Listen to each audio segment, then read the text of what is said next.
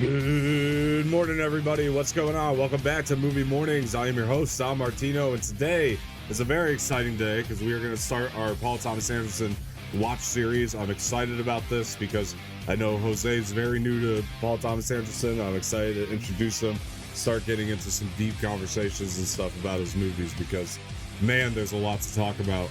But today we're starting with Heart 8, which is, I believe, his first film. So it's going to be very interesting to kind of take a look at this. And this is interesting to me because I actually haven't seen this one until today. So this is the one I haven't seen.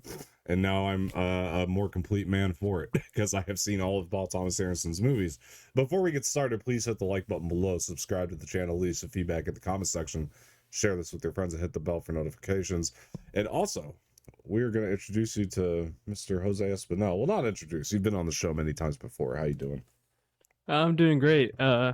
Excited to get into this Paul Thomas Anderson watch series, as you have mentioned. Quick question: how did we even land on doing his movies, by the way? I think a couple reasons. I mean, I think number one, it's been, frankly, a lot of it's been just where I'm at now in terms of my film loving career, so to speak. Okay. Because I think in part I think it can make some of the best conversations we've ever had. That's number one.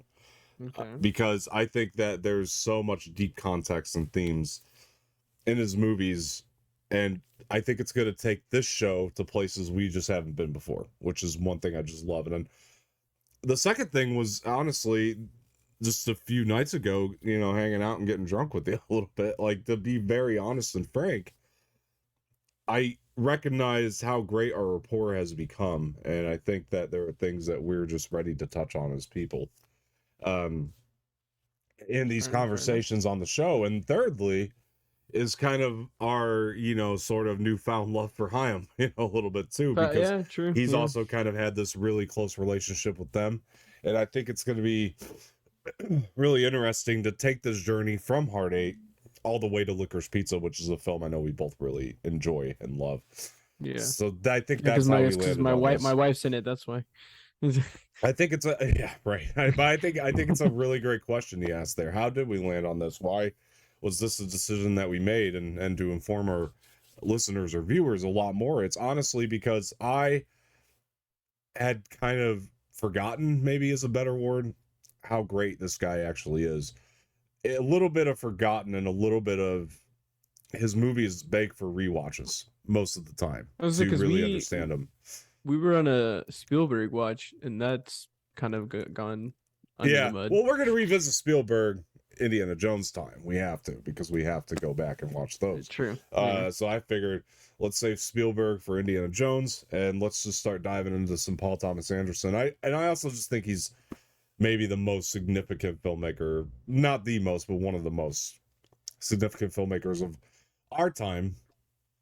And the more I watch his movies too, this is the other thing, the more I've been watching his films, the more I realize like how not dated they are in terms of their themes and things that are just so relevant to today's time, I think, in a lot of ways. And a lot of the themes there are just important.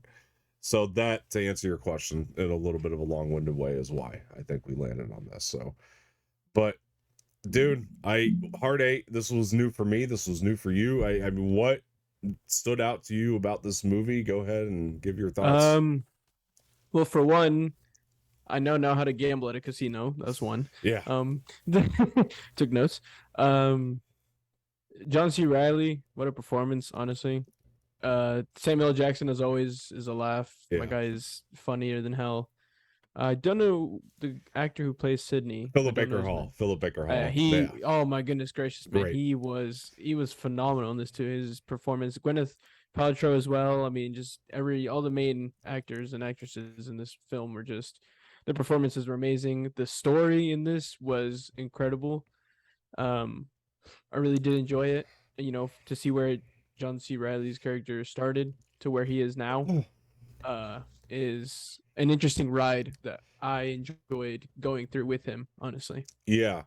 I'll be honest, man, this is a really, really good film, and I kind of have this different context that you do, I guess, of now I have now seen that journey to Licorice Pizza that we are about to take. I've been on it technically, especially now. It just feels complete and for me, but dude, the masterful work that he begins to create after this movie, and I'm not saying this movie's bad. It's not. It's a really good movie. For a first film, it's got an incredible script. It has really good filmmaking techniques. I mean, it's all there.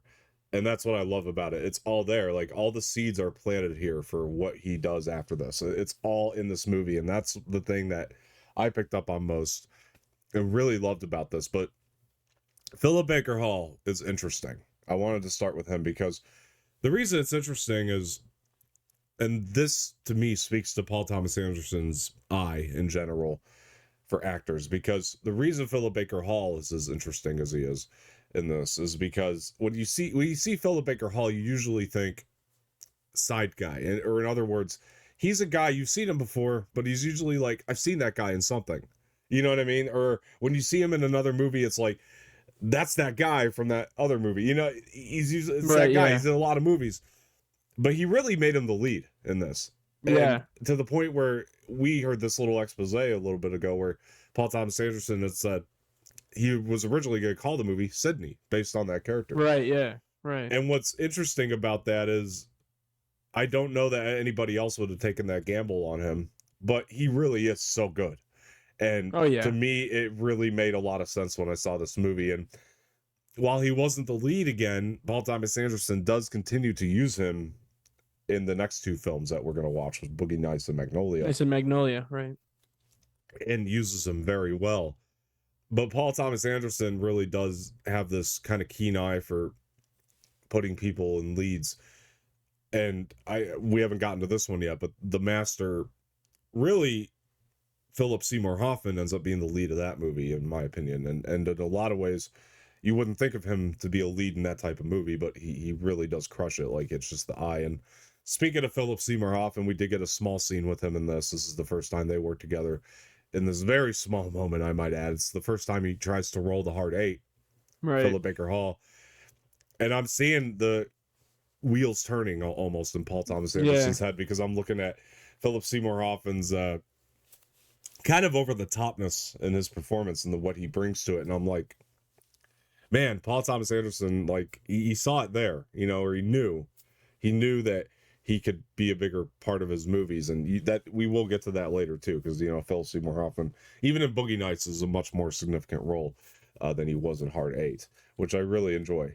The thing that I know about the relationship between Paul Thomas Anderson and Philip Seymour Hoffman, that, again, the reason I loved watching this movie, it just started to make so much more sense to me, is that at the time, Philip Seymour Hoffman, which, by the way, rest in peace, I mean, the late, great Philip Seymour Hoffman, but when Philip Seymour Hoffman, at this point, when he was hired, wasn't in, like, a ton of great movies. This is Paul Thomas Anderson's words. Most of the movies Philip Seymour Hoffman had done were crap, but he was always great in them. He always brought the energy. And even in that small scene, he really did make that little bit of impact. I do need to talk about the standout.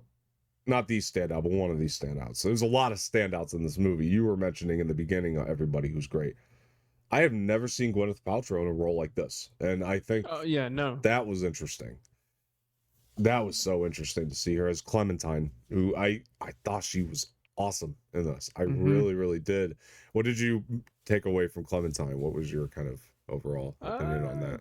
You know, a hooker who almost was doing this for reasons that most hookers don't, you know? True. She really just wanted to make enough money to get out of this job and live, you know, a normal life. Which obviously, as we see in this movie, she does eventually do. Yeah. With John C. Reilly. With John. With John, yeah. John's the character, right? With John, which you know, I'm super happy that she got to. I mean, it might have not been the right way that they got to that spot, you know, living that quote unquote normal life. But it was good to see that they finally got to live that normal life together. Yeah, absolutely. Sure. And you're right. The chemistry was there. And Mm-hmm. John C. Riley, what I love about him as an actor is you can really put him up against the most unlikely partner, to act with it, or Mm-hmm. scene partner like a Gwyneth Paltrow. But somehow I think he manages to maneuver his way into this sort of making of chemistry in a way. Like I really do. And I thought John C. Riley here just proved that again, because I've always noticed that about him in movies. Because let's be honest, he's not the most handsome guy in the world. No. But you could put him with the Gwyneth Paltrow and he'll make that work as an actor. Like Mm-hmm. that's impressive to me. And that to me, while he'd done movies before, I think Gilbert Grape had come before this and stuff, but to me, like, this was the real planting of that, where it's like, yeah, you buy it, and you'll see more of that in Boogie Nights. I think of him working alongside people you would just never think he would work with as well. It's more so in Boogie Nights that John C. Riley shows that more, but here it was great to put him in this. I would say supporting lead, to Philip Right. Baker Hall a little bit more. It was great to put him in this, and it works. And even not just Gwyneth Paltrow. I'm not just talking, love interest because of the way he looks. I mean, the way he acts with Philip Baker Hall's character. I mean, the Yeah, way he acts with Sydney, it's like a father son relationship almost there. You and it know. worked. It Oh, it worked. worked so Yeah, well. Yeah, it because worked very he well. John C. Riley's character looked up to Sydney. Yeah, Like a father, because he helped him go from nothing to literally went from rags to riches, yeah, and Sydney helped him with that, and so he obviously looks up to him. yeah. I'm gonna point this out in Boogie Nights, by the way, because I think one of the things that keeps the movie moving is the score. The score is very good. Michael Penn's score was awesome. I think it brought the intensity up in a lot of ways. But when we watch Boogie Nights, I'm telling you, there's a piece of score that was in this movie that is in Boogie Nights as well. Like it's the same exact score, and I'll point it out to you when we get there. But man, I thought the score was great, and I was surprised that even in this first film, the amount of intensity that Paul Thomas Anderson was able to work up, and a lot of it is due to that collaboration with Michael Penn that he's collaborated with multiple times after. So that really worked, because I remember even that point in the film when the kidnapping happens. This is a spoiler talk, so we can get into the hostage situation that was going on, where you even were like, damn, this is intense, when they were kind of all walking out of it, and just, you're like, yeah, it is very intense. And I like that Paul Thomas Anderson can seamlessly weave from the place where we started, which I would say it was actually a very funny movie in the beginning. Like there was a lot of really good humor in the beginning, Yeah. and it moves from that into these intense moments very seamlessly, dude. Mm-hmm. Like very seamlessly, and in such great It was, ways. yeah, and it was weird too, because like like the beginning half ish of this movie was comedic, and then the last half was just intense the whole way through, It was. and it just transitioned from comedic relief to intensity so seamlessly. Honestly, it was great. It's like a magic trick he has, I think, as a Yeah. filmmaker, where it's like you started in one place, you ended in a different one. You're not quite sure how you got there, but somehow it worked. Yeah. Like that's honestly that's most of Paul Thomas Anderson's movies. I would say 9 times out of 10 you're gonna have that. I mean, Where yeah. The same thing can be said with Licorice Pizza. It started one way and just ended a completely different one. exactly, it is true. Yeah, that's 9 times Yeah. out of 10 you'll have that, and you're never quite sure how you got there, but you're there, and it worked because it was through the screenwriting. That's all, whatever magic trick he pulls out. And that's awesome to me that was planted here, even just in this film alone. That you started one place, ended in another. That's Mm-hmm. amazing. And but that to me is like how films should be in a way, because I think if you're gonna stay very one note and stagnant, what are you really doing? As a writer or a filmmaker, what are you really doing? I mean, I'm not saying that there's not room for all types of stories, but when I watch Paul Thomas Anderson's movies, I'm just always blown away about where we end up. That's always the payoff. It's always Mm-hmm. about where you end up with his movies. And this movie's this movie's it. I mean that's the real deal on this one. Talking about the fact how Samuel L. Jackson can act with anyone, doesn't matter who the fuck it is. Yeah. Like You're his chemistry with Sydney like their chemistry. Phil Baker's character and Samuel Jackson's character is like their chemistry, man, was just great as well. Yeah, Honestly, you got to give. There's different types of Samuel Jackson, right? exactly. There's the bald Samuel Jackson, and Yeah. usually that's the one that you're gonna get. You know he's gonna be doing a lot of action, and he's just gonna Mhm. say a lot of cool shit. Mhm. Then there's the Samuel L. Jackson with hair, and I don't know why this is, but this Samuel Jackson works with people who give him real lines and real meat to chew on. Oh my gosh, man, But that always was kill him off. I'm just kidding. always kill him off too. Always Yep. kill him off. That's true because back then, man, we talked about Jackie Brown and Goodfellas. I mean, both he died in both of those. And I those mean, are shit. Even bald, he dies. And Mace Windu. I mean, in Star Wars. true, true. I said this guy's notorious. He's notoriously famous for dying off in movies. That's true. He does like to die in movies a lot. Yeah. He's like Leo in that way. Leo dies a lot in movies. Yeah. Where, But yeah, Great Gatsby, Titanic.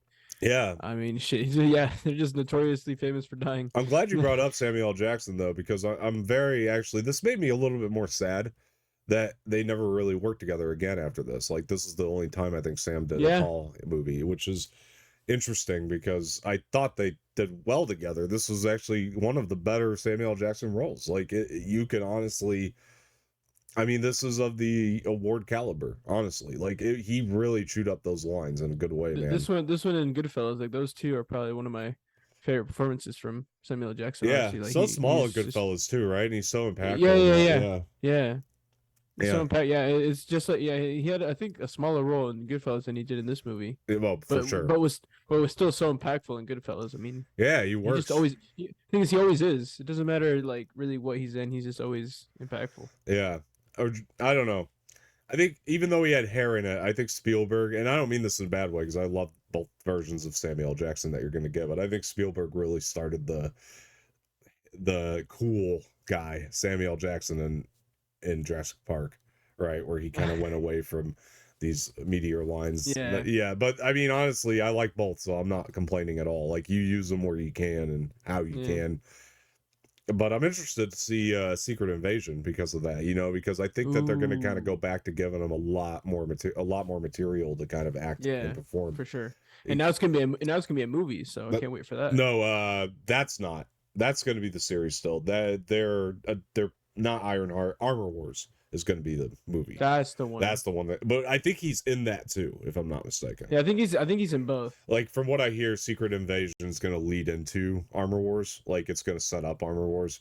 So either way, I mean, but yeah, I'm still excited to see. Now Armor Wars was supposed to originally have like Iron Man as the star, but now obviously because Tony Stark's dead, right? It's gonna be Don Cheadle's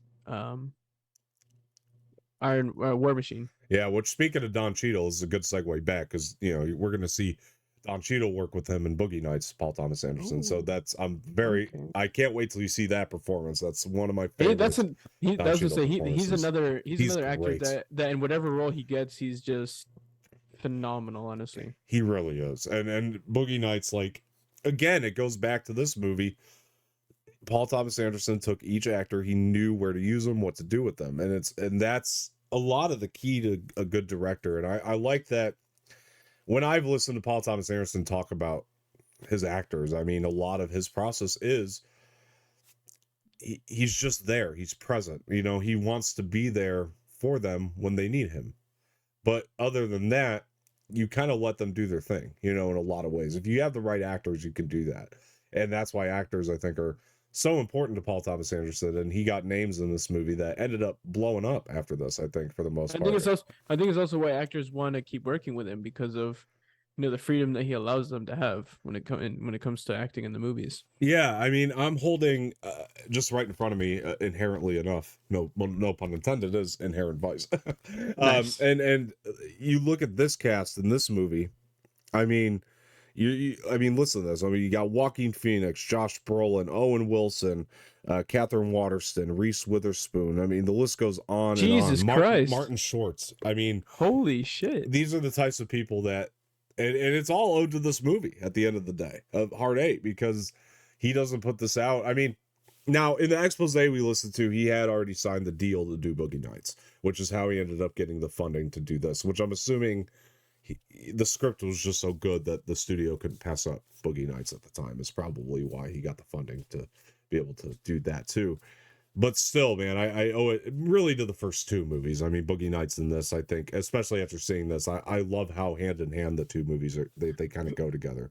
And you'll see that when we get there. But that's a different conversation. But man, I think the themes of this movie are something to talk about, though, because, and this is the stuff I was so excited to start talking about with his movies, because they're always going to get us into these, I think, very heavy themes. Now, one thing I want to say is I was surprised with how much heart was actually kind of going into this movie, because there's a lot of heart going on with the Philip Baker Hall's Sidney. I mean, he's a good guy. He did some messed up thing, but he's really trying to make amends for the past. Right. And he is a good guy. He's a great guy. Yeah, of course. And he orchestrated this whole thing, I think, in my opinion. When I finished this, I feel like he was always kind of orchestrating everything, because he orchestrated, to me, that relationship between John C. Reilly and Gwyneth Paltrow. Do you think so? Yeah, because knowing, like, finding out, when I found out that he had killed John's father, yeah, it almost made me think, well, did he do it on purpose? Like, did he want to purposefully meet John in this kind of way and just like turn him into this like rich gambling guy? Like, yeah, did he do it to do? Did he do something bad to do good? That's a good question. Exactly. Yeah, that's an excellent question. Yeah, see, this is the stuff I was most excited I'm about. But I'm also still curious as to how his mother died. How John's mother died. Yeah, absolutely. Yeah, man. I wonder about it. You know, they did did he kill the mother as well? Right. Like, they did just kind of focus on the father, not so much the mother. So you do wonder what happened there. Was John's mother this Gwyneth Paltrow type? That's a question too that we can ask. You know, that maybe went down the wrong path. You know, so did he want to put?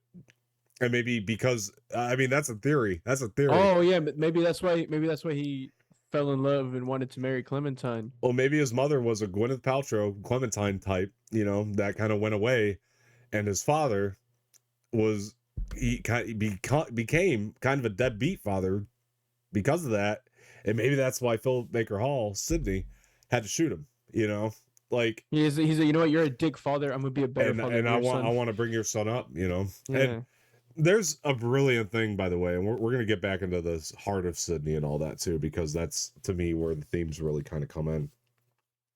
But there's something really interesting that happens in the beginning of this movie, and I can almost point this out. There's this moment that happens in every single one of Paul Thomas Anderson's movies, and I can almost point it out in each one of them.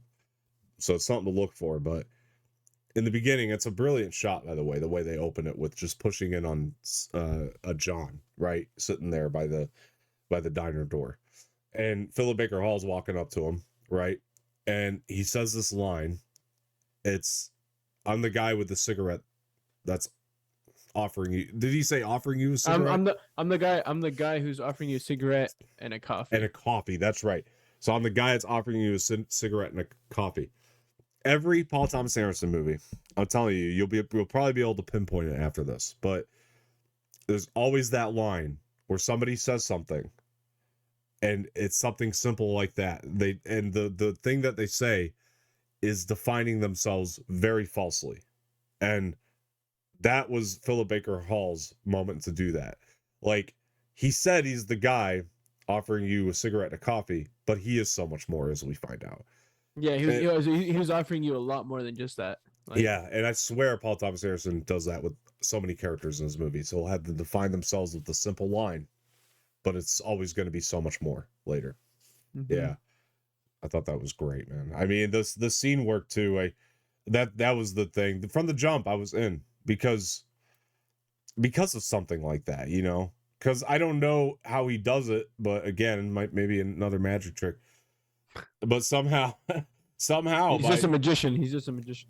But maybe, man. But somehow, by those little simple lines, you know, there's so much more to it. Even though, you know, it's not defined that way on the surface, there's going to be so much more to it. Now, I will say it was unexpected for me to kind of see where the character ended up going because I didn't expect him to be this good guy. I actually thought from the beginning it gave me the vibe Philip Baker Hall was going to be the bad guy, and he wasn't. Really? I really did from the beginning. Yeah, I didn't think he was.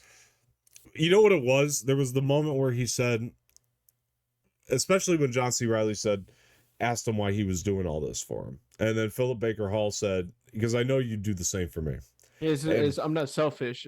I know you do the same for me. Yeah.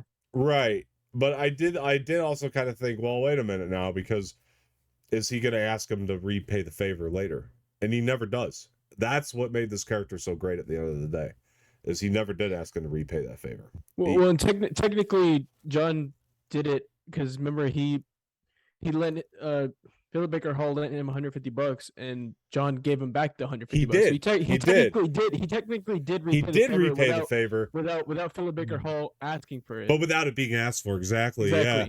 And that's actually part of what made the Philip Baker Hall character so brilliant. And also what made the John character so good, because exactly John's that's character what I was gonna say. Yeah. immediately, I mean, and it's through Sid that we learn this. I mean, immediately you know that John is trying to do the right thing as well. And that's why I knew perfect. oh fuck me, that scared me. Yeah, No, and you're that's why I knew from the jump and from the get go that Yeah. Sydney was gonna be a good guy. I already knew that he wasn't gonna be a bad guy.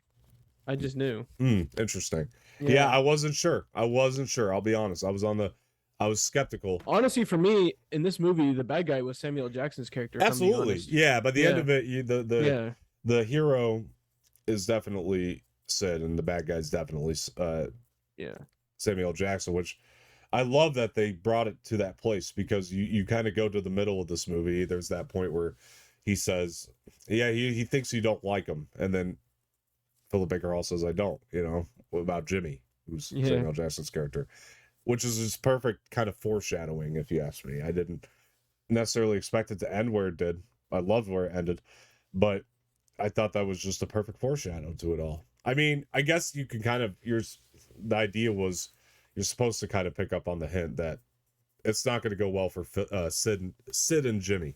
That's not going to go well by the end of this movie, and it didn't. But man, I said that Jimmy was going to die. I mean, I called it from very early, because it's just how Samuel Jackson is in movies. He's just always the one that dies. Yeah. So talking about Sid though too, because there's an important theme I do want to touch on here, that, man, it was so relevant to today. And that was when Philip Baker Hall was talking to Gwyneth Paltrow, and he's doing all these nice things for her, and she thought he wanted sex. Right. And like, that to me is so today, because in today's world, man, you do something nice for somebody, they're skeptical all of a sudden. They don't expect anybody to do anything nice for them, and just because they feel like it. Yeah, it's true. And when that happens, because I've done nice things for people, not to brag, but I'm saying I just know this. Like, when I've done nice things for people, there are so many people who are skeptical, and it's easy for us as the person who's trying to do the nice thing to get upset about that. And what Philip Baker Hall's character does instead is he doesn't get upset. He plays it cool, because he understands that Gwyneth Paltrow has a history that hasn't been too good. And I thought that was so brilliant. It was like a moral in this movie, in this one little moment, there was this like little moral that we can use even today, that we need to use even today. And it was this message of like, we need to try to understand each other better, and that really hit me in this movie. I mean, those types of themes, man, in this that he uses in his movies, I mean, that's just, you're not gonna, they come in the most unexpected places sometimes, and I love that, man. I love that. And I'll be honest though, because now the scene where he was first talking to Gwyneth Paltrow, I was like, that's where I think the movie dipped a little bit for me. The first time he meets Gwyneth, the movie kind of did take a little bit of a dip. It's kind of one of my little issues with the movie. It was like, I thought everything was pretty perfect up until the moment that they met, Sid and Gwyneth Paltrow. It was perfect up until then, and then I thought the pacing really took a dip in a big way. not the good kind of way, because this movie by its nature is kind of a slower burn, but in that one, in that moment, that was like too slow, almost like it paced a little too I slow. liked it. I'm glad. I'm glad. Yeah. No, I like those encounters and the whole from when they met on. I thought it was pretty good stuff, honestly. But knowing where it led to was the payoff, of all of Yeah. it. It's like it almost didn't matter by the time it was over, or by the time, at least, even to just when it got to the moment. Because at that moment, I was like, okay, I like where that went. I like where he took that. It's honestly, man, it's hard to, it's crazy to say. It's my one complaint about the movie was that moment, though.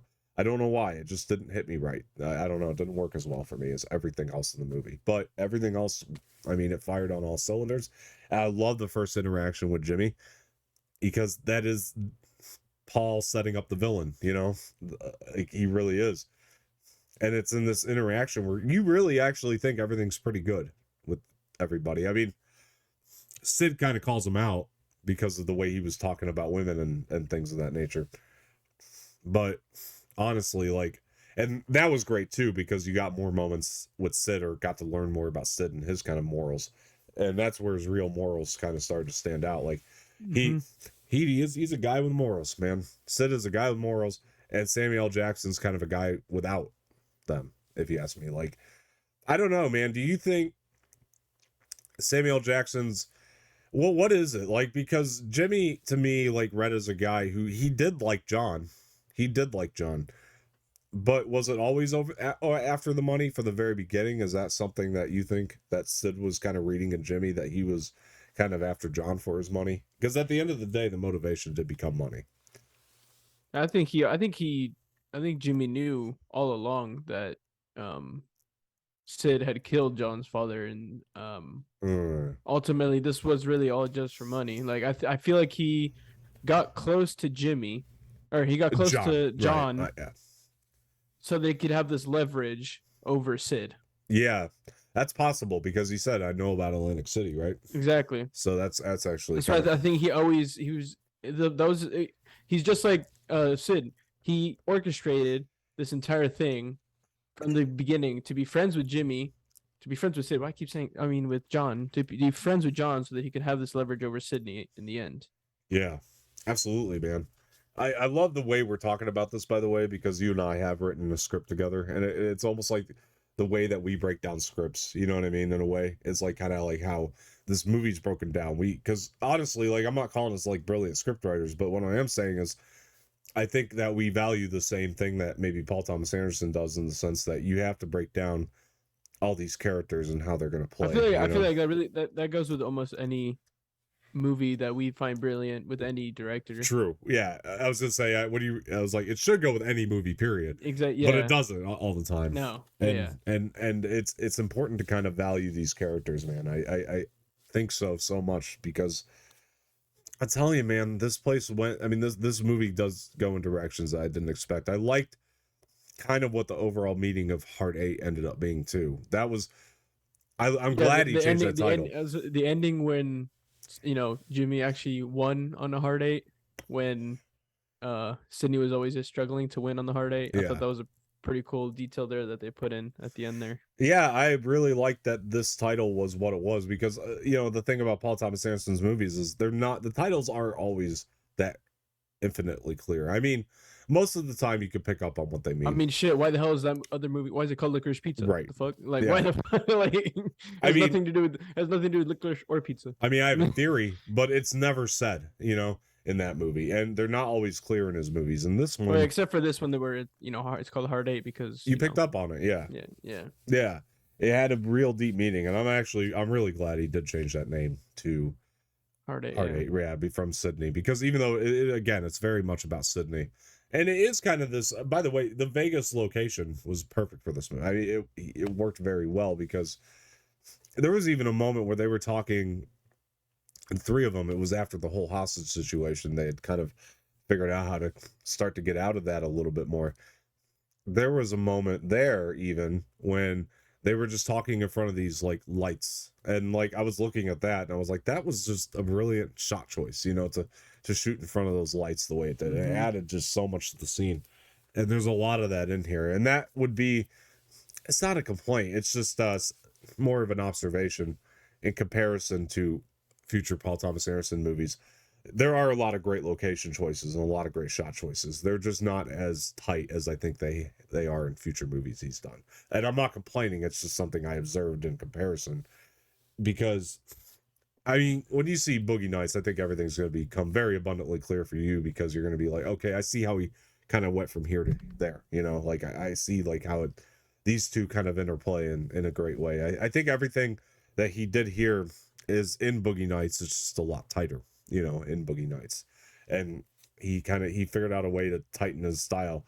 Um, and the other interesting thing is that this movie, speaking of tightening things, that originally it was 90 minutes. We heard that little expose we were listening to. Like it was 90 minutes, and he kind of cut it down to that for the studio, and he decided to go that extra 10 minutes, which I kind of wonder what he cut initially because to make it down to bring it down to the 90-minute mark originally, and then kind of tack on this extra 10 minutes now because there was a part, it didn't go on very long, where it kind of felt like it ended, but it didn't. It kind of had one of those here in Yeah, this, and I almost wonder like if you'd ended it there, would the movie have been just as good without that little last scene of the blood on his sleeve? I like the blood on his sleeve. I really did.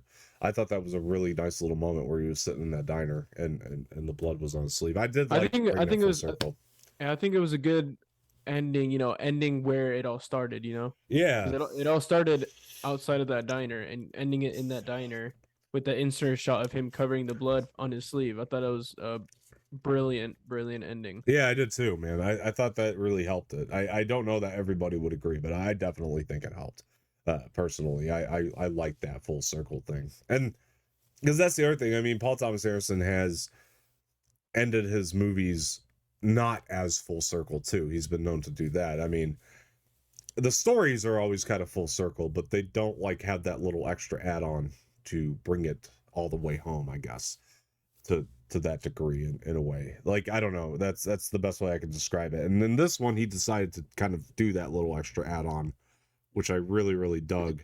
Mm-hmm. And it reminds me of kind of the ending of There Will Be Blood too, which we'll get to later in his filmography here. But in the sense that there is a little tack on, that I think it planted the seed to me of the ending of There Will Be Blood more or less, because when I see that little tack on and There Will Be Blood, I'm like it's kind of like this but more expansive in that. But look, dude, I was happy with this because again, it was a blind watch. I wasn't nervous about this movie in the sense that I'm confident that I have enjoyed every single one of his films. I mean, to this point, but this is the beginning, This is the first one, so I didn't know how it was going to compare to everything else.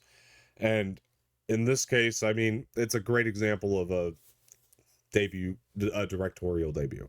It's a great example of that because I mean, I can't think of any off the top of my head, but I there definitely been some directorial debuts that have been a little more shoddy than this, I think.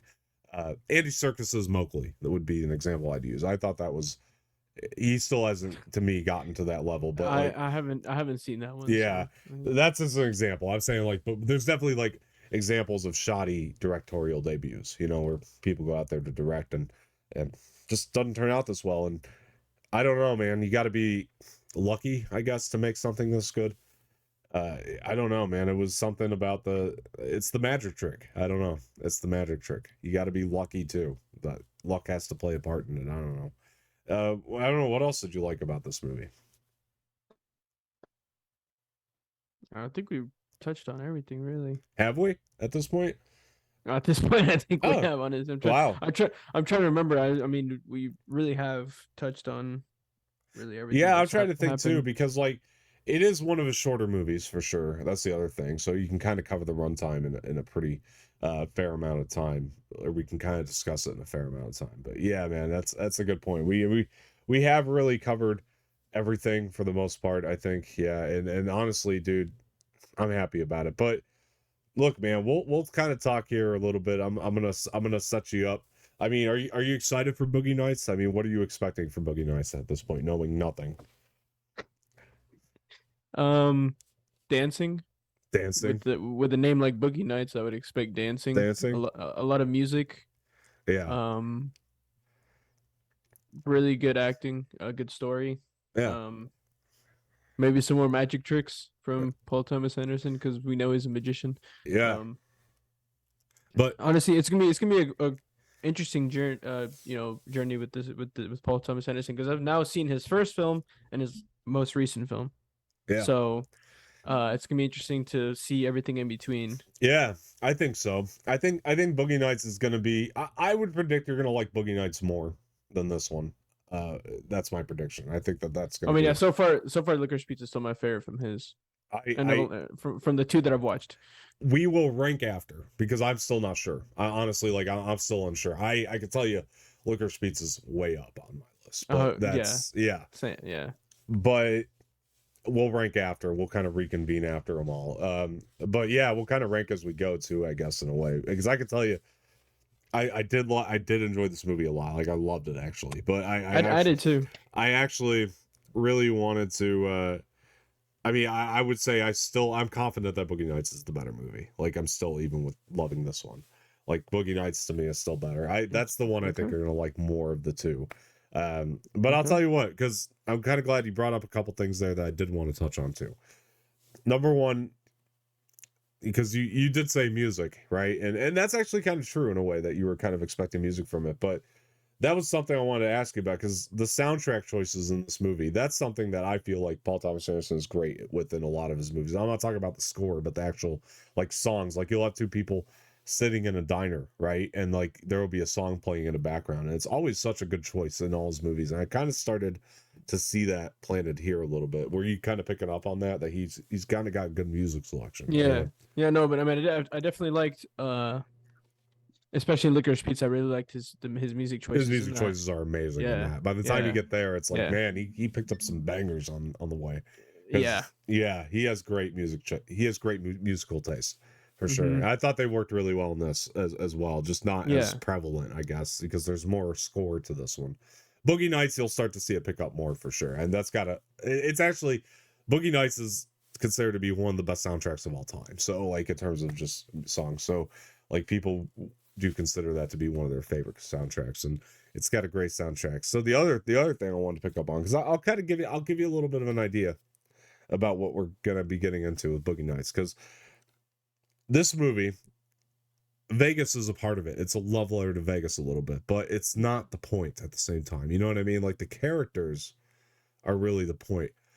And so with Boogie Nights, though, I would say what he's done for Vegas in this movie, he does for the porn industry in Boogie Nights. That's all I'm gonna say. And that's, I'm telling you, man, it's incredible. I'm telling you, it's the best. I mean, Boogie Nights is incredible, and you're gonna see this.